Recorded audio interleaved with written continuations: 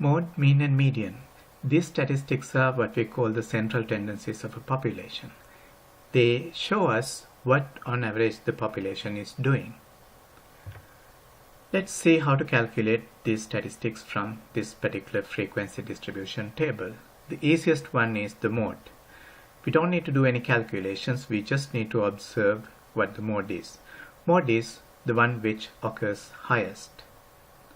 In our case, the highest frequency is 7 and both 4 and 5 shares that frequency. So the mode is 4, 5.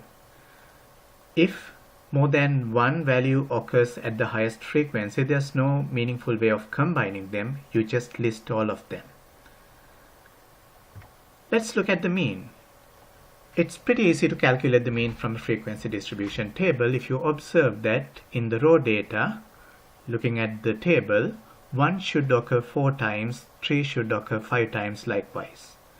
So the contribution from all the data with value 1 is 4, 1 times 4. Similarly, from data with value 3, there are 5 3's, so you will have 3 times 5, 15. So the third column, frequency times x, gives me the contribution from each of these data items to the total. So 1 times 4 is 4. Similarly, there are 5 3's.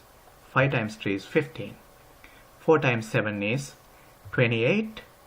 Again, what that means is, if you add all the 4's in your raw data, there are 7 4's in your raw data. So that sum is going to be 28. Similarly, 7 5's. Similarly, 4 6's and 3 7's and 2 8's. So those are the contributions from each of the data values we have on the table, and we need to add them up to get 143. Adding up frequency gives us the total number of items we have in the data. The last column, 143, is if you add all the raw data, that is your sum.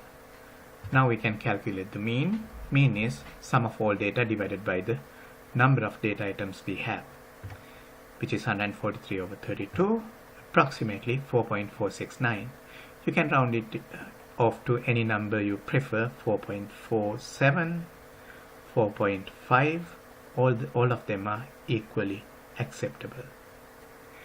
Let's look at how to calculate the median. Median is when you order your data in decreasing or increasing order, what occurs in the middle.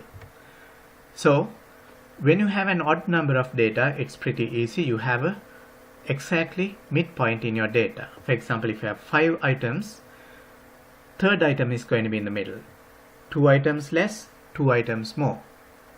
But when you have an even number of data, you don't have an exact midpoint. For example, if you have 6 items of data, you don't have a midpoint. Instead, what we do is we pick third and fourth items and average them to get the median. In our particular case, we have 32 items. First, I need to figure out where the median occurs. So what we do is you add 1 to the total number of data items and divide by 2. In our case, we get 16.5. So we need to figure out 16th and 17th data items and take the average to find out the median. If you do the same thing to an odd number of data, for example 33, 33 plus 1 is 34. So 17th item is in the middle. Problem is, when you have an even number of data, you don't have a clear middle item. So let's see how to figure out the 16th item. First 4 are going to be 1's if you order your data in an increasing order. 1, 1, 1, 1 are going to be first 4 items. The next 5 are going to be 3, 3, 3, 3, 3. So the 9th item is going to be 3. 10th item 4 up to the 16th item. So 16th item is a 4. 17th item is a 5. And since that's all we need, we'll stop there, but you can keep continuing. Likewise, 23rd item is a 5. Add 4. Next 4 items are 6, so 27th is going to be 6's likewise. But we have what we need to calculate the median, 16th and 17th items. We just need to average them, and the average is 4.5, therefore our median is 4.5.